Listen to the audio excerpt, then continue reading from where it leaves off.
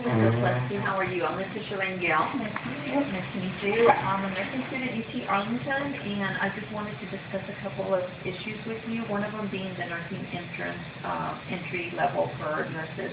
Right now, we have nurses that can practice as with a diploma, with their associates, and also with their bachelor's degree.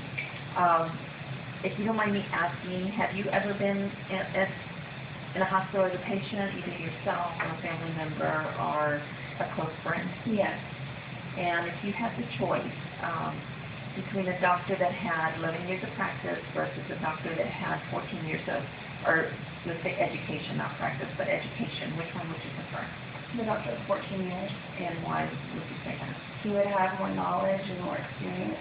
Okay. Do you think that would also apply to nursing? Yes. Okay. And according to Aiken, a study done by Aiken in 2003, that was her findings, that patients that were taken care of by nurses that had a bachelor's degree would have better outcomes than those that were taken care of by nurses that had an associate's degree. Another thing that I wanted to discuss was the Institute of Medicine. They had a recommendation in 2010, actually several recommendations, but one of them was that we would have the registered nurses, we would have 80% of those registered nurses have their bachelor's degree by the year 2020. How do you feel that we're doing with that initiative?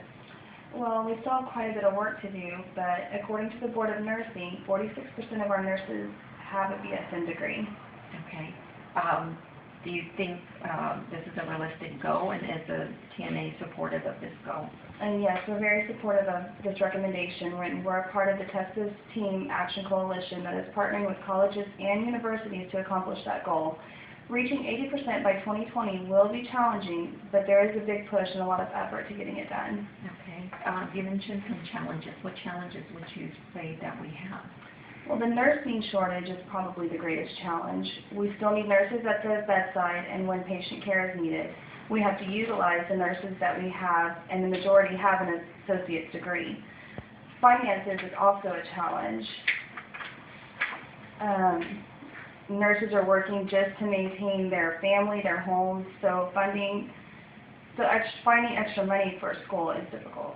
Okay, I did observe on the Texas, or saw on the Texas Nurses Association website that Texas is one of 9 states that got a grant from the Robert Wood Foundation for $300,000. Would that help with this initiative? Yes, it would definitely help get the process going. Okay.